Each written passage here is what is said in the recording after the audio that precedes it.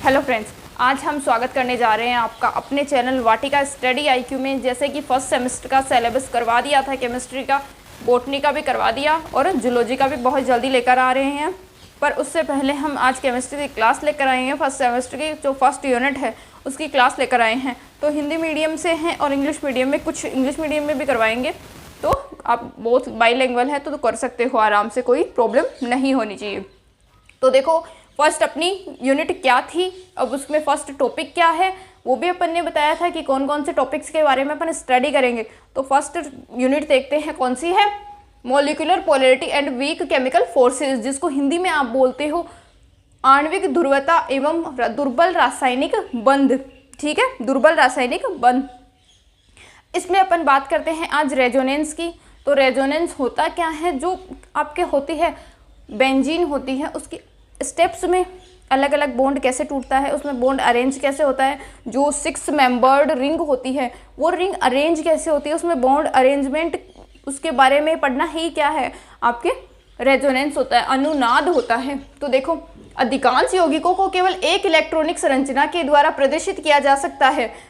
अधिकांश जो संरचनाएं होती हैं, जैसे बेंजीन की संरचनाएं अपने को पता है 3 डबल बॉन्ड लगने हैं और बेंजीन एक रिंग टाइप स्ट्रक्चर होगी, जैसे कि ये रही फॉर एग्जांपल।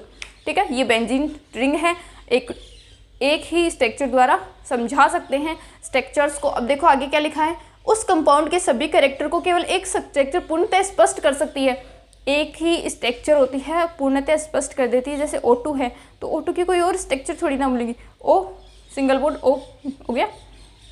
ठीक है, जैसे CO2 है, अदर H2O है, उसकी स्ट्रक्चर एक बॉन्ड द्वारा ही होती है, समझ में आ सकती है। फिर जैसे एग्जांपल लेते हैं, फॉर एग्जांपल ले लिया अपने मेथेन का। मेथेन की यही फॉर्मूले, H कहाँ यहाँ लगा दो या ये H यहाँ लगा दो, क्या फ़र्क पड़ेगा इससे, मेथेन की कोई डिफरेंट संरचना नहीं होती। फिर आप देखते हो मेथिल एल्कोहल, OH यहाँ लगा दो, OH यहाँ लगा लो, रहेगा तो ये मेथिल एल्कोहल ही रहेगा, यस या नो, मेथिल एल्कोहल ही रहेगा।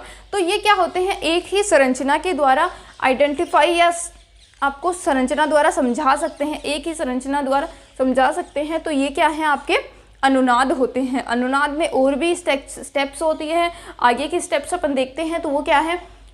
परंतु कुछ कंपाउंड ऐसे होते हैं जिनकी स्ट्रक्चर 2 या 2 से अधिक प्रकार द्वारा प्रदर्शित की जाती है। कुछ स्ट्रक्चर्स ऐसे होती हैं जिनकी जो स्ट्रक्चर है वो 2 या 2 से अधिक संरचना के द्वारा प्रदर्शित की जाती है। अब वो कौन सी है वो देखेंगे। जैसे CO2 की अपन देख सकते हैं 3 संरचना के द्वारा की गई है। फॉर एग्जांपल है CO2 की 3 संरचनाएं संभव हैं। CO2 की कितनी संरचनाएं संभव है, 3 संरचनाएं संभव है। तीनों में देखते हैं O के साथ जो कार्बन है वो दोनों साइड ऑक्सीजन परमाणु के साथ डबल बॉन्ड बना रहा है।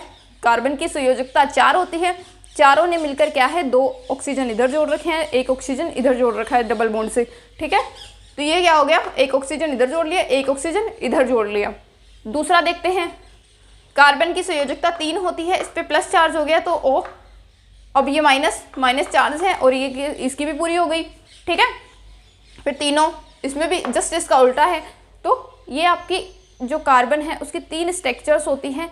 हम कुछ ऐसे यौगिक होते हैं जिनको अलग अलग स्ट्रक्चर के द्वारा समझा सकते हैं, कुछ में एक ही स्टेप द्वारा समझा सकते हैं। तो ऐसे बहुत सारे कंपाउंड होते हैं। अब उन कंपाउंडों के बारे में ही अपन डिटेल से स्टडी करेंगे। तो देखो आगे, प्रयोगों द्वारा याद हुआ कि CO2 में कार्बन ऑक्सीजन बंध की दूरी 1.15 एंगस्ट्रम होती है, 1.15 एंगस्ट्रम होती है कार्बन और ऑक्सीजन के मध्य की दूरी, तथा कार्बन और ऑक्सीजन के मध्य की बंध लंबाई 1.22 एंगस्ट्रम होती है। जब डबल बॉन्ड है तो 22 एंगस्ट्रम है और जब सिंगल बॉन्ड है तो 1.15 एंगस्ट्रम है। और कार्बन ट्रिपल बॉन्ड की बंध लंबाई 1.10 एंगस्ट्रम, 1.10 एंगस्ट्रम के मध्य की होती है। इसके मध्य की है, मतलब ये कोई फिक्स नहीं है, इसके मध्य की है, थोड़ा ऊपर नीचे हो सकता है। इस प्रकार का CO2 एटम में प्रत्येक बंधित संकरित होता है। अब इसमें जो एटम है वो संकरित है, अर्थात यह डबल बॉन्ड एवं ट्रिपल बॉन्ड के मध्य का होता है। किसके मध्य का होता है? ये डबल बॉन्ड या ट्रिपल बॉन्ड के मध्य का होता है। या तो इसमें डबल बॉन्ड प्रेजेंट होगा या ट्रिपल बॉन्ड प्रेजेंट होगा, तभी तो अलग अलग स्ट्रक्चर द्वारा शो कर सकते हैं। एक ही स्ट्रक्चर द्वारा तो इसमें सिंगल बॉन्ड होगा, तो उसमें अलग अलग प्रदर्शित नहीं कर सकते। फिर है, इस प्रकार बेंजीन की दो संभव संरचनाओं के द्वारा प्रदर्शित किया जाता है। अब इस बेंजीन को दो संभव संरचनाएं ली हैं, उनके द्वारा प्रदर्शित करके बताया है। दो बेंजीन एक इस तरह से ले ली, और जैसे ये बॉन्ड इधर ट्रांसफर हो गया, ये बॉन्ड ये इधर ट्रांसफर हो गया, तो आपकी संरचना बनी ये। इसको केकुले स्ट्रक्चर भी बोलते हैं, देख सकते हो, इसको बोलते हैं केकुले स्ट्रक्चर। ठीक है, इस बेंजीन इस स्ट्रक्चर से इस स्ट्रक्चर का जो नाम होता है वो होता है केकुले स्ट्रक्चर। अब आपसे 1 नंबर का क्वेश्चन आ गया कि केकुले स्ट्रक्चर कौन सी होती है। एक तो ये दे दिया, 3 स्ट्रक्चर्स और दे दी, तो आपको बताना है, उनसे आइडेंटिफाई करना है कि केकुले स्ट्रक्चर कौन सी होती है। ठीक है, यहाँ से क्वेश्चन बन रहा है। नेक्स्ट, इस प्रकार बेंजीन की दो ये हो गया। उपरोक्त समीकरण में यह स्पष्ट है कि बेंजीन के 3 डबल बॉन्ड है। कितने हैं? 3 डबल बॉन्ड है। देखो काउंट करो, 1 2 3, ये कितने हैं? 3 डबल बॉन्ड है। सिंगल बॉन्ड काउंट करो, 1 2 3 4, सॉरी 1 2 3, 3 कितने हैं? सिंगल बॉन्ड है। तो चेक कर सकते हैं, इसमें 3 ही ट्रिपल बॉन्ड है, 3 ही डबल बॉन्ड है, 3 ही सिंगल बॉन्ड है। तो इसके बारे में अपन बता सकते हैं आसानी से कि कितने बॉन्ड है इसमें उपस्थित, सिंगल बॉन्ड उपस्थित होते हैं। अतः बेंजीन में कार्बन कार्बन के मध्य की दूरी, जो ये कार्बन कार्बन होता है ना, इनके जो मध्य की दूरी होती है वो कितनी होती है? 1.34 एंगस्ट्रम होती है। कितनी होती है? 1.3 एंगस्ट्रम, 34 एंगस्ट्रम होती है। एंड कार्बन कार्बन के मध्य की दूरी, अब जो सिंगल बॉन्ड होता है यहां से यहां तक,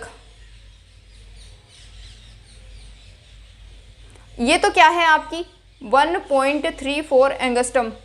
ये डबल बॉन्ड वाली तो क्या है? 1.3 एंगस्ट्रम है। और अब सिंगल बॉन्ड वाली बताई है इसने, कौन सी है? सॉरी, हाँ, अब सिंगल बॉन्ड की बंद लंबाई बताइए, तो इतनी कितनी बताइए? 1.54 एंगस्ट्रम। कितनी बताई है? 1.54 एंगस्ट्रम बताई है। आगे देखते हैं, बराबर होनी चाहिए, परंतु प्रायोगिक रूप से बेंजीन की बंद की लंबाई, ये तो क्या था आपका, जो पहले वैज्ञानिकों ने दिया था। अब जब प्रयोग किया, प्रयोगों द्वारा जो सिद्ध हुआ, उससे अपने को बेंजीन की दोबारा मिली है क्या?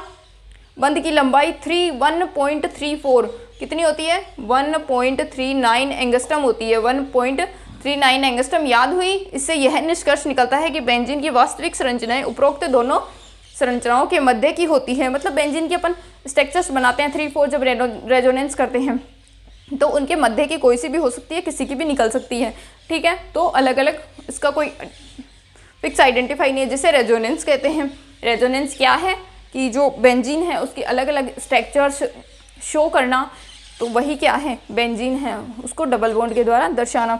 जैसे आपको एक स्ट्रक्चर दी गई है का, इसमें यहाँ देखो ये बॉन्ड, ये किससे जुड़ा होता है? कार्बन से जुड़ा होता है। ये बॉन्ड लगा होता है, ये बॉन्ड लगा होता है, तो यही है। और एक यहाँ हाइड्रोजन जुड़ा होता है। संयोजकता इसकी पूरी हो गई। अगर डबल बॉन्ड है तो कार्बन की 2 पूरी, ये एक ये हो गई, एक ये हो गई, तो तीनों पूरी हो गई। अब ये जो डबल बॉन्ड है ये यहाँ जाएगा, ये डबल बॉन्ड टूटकर यहाँ, ये यहाँ, तो क्या हो जाएगा? अब ये C6H6 बेंजीन ही है। ठीक है, इसको इस रूप में अब इस रेजोनेंस को क्या बोलेंगे? रेजोनेंस हाइब्रिड बोलेंगे। अब देखो, कार्बन आप सबको पता है, कार्बन की संयोजकता 4 होती है, ऑक्सीजन नाइट्रोजन की 3 होती है, ऑक्सीजन की 2 होती है। फॉर एग्जांपल, जैसे जब नाइट्रोजन जुड़ता है तो ऐसे जुड़ता है।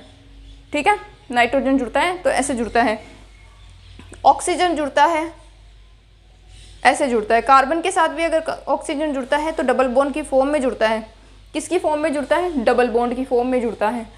या फिर आपके जो कार्बन है वो इस फॉर्म में जुड़ जाता है, ऑक्सीजन है वो इस फॉर्म में जुड़ जाता है, और नाइट्रोजन है आपका तो नाइट्रोजन इस फॉर्म में जुड़ता है। समझ में आया सबको? ये फॉर्म होती है जुड़ने की। तो इतना आपके लिए आगे कल करवाएंगे, इसमें भी और स्ट्रक्चर्स बताई है। तो तो हमसे जुड़े रहने के लिए वाटिका स्टडी IQ को सब्सक्राइब कर दीजिए, लाइक कीजिए और जिन बच्चों आपके साथी हैं उनको शेयर कर दीजिए, ताकि कोई बच्चा ये फ्री का बैच है इससे वंचित ना रहे। तो आशा करते हैं कि आपको हमारी क्लास अच्छी लगी होगी, समझ में आया होगा। अगर कुछ समझ में फिर भी नहीं आ रहा है, कुछ अलग से भी चाहिए टॉपिक, तो कमेंट सेक्शन में कमेंट कर सकते हैं आप लोग, और ज़रूर बताइएगा कि हिंदी में ठीक है या फिर इंग्लिश में भी लाएं इसको, या फिर हिंदी में ऐसे ही चलता रहे, या बहुत मतलब कि थोड़ा बहुत इंग्लिश में भी और इंग्लिश में भी कन्वर्ट करें इसको, या ये ठीक है। तो कमेंट्स ज़रूर करना ताकि आपके लिए सुविधा रहे। तो वैसे ही आपके लिए क्लासेस प्रोवाइड करवाई जाएंगी। अगर आप कमेंट नहीं करते हो, लाइक नहीं करते हो, तो ये क्लासेस पूरी नहीं आएंगी। जितना आप सपोर्ट करोगे उतनी ही ये क्लासेस रेगुलर कंटिन्यू आने की कोशिश करेंगे। ये कंटिन्यू क्लासेस रेगुलर वाइज करवाई जाए, ये हमारा कंटेंट होगा। आज के लिए इतना ही, कल के लिए इससे ज़्यादा लेकर आएंगे। तो ये कोई ज़्यादा नहीं है, आप एक दिन में आराम से कर सकते हो। 10-15 मिनट की क्लास होती है। ठीक है, धन्यवाद।